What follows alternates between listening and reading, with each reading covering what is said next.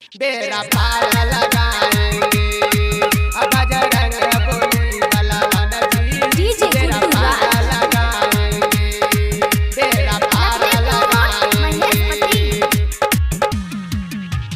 सुनो हो भगत बजरंग बली पार लगाएंगे सुनो हो भगत बजरंग बली पार लगाएंगे श्री राम के भक्त हनुमान जी बेड़ा पार लगाएंगे अब बजरंग बली बलवान जी बेड़ा पार लगाएंगे।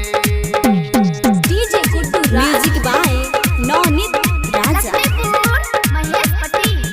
बेड़ा पार लगाएंगे बेड़ा पार लगाएंगे।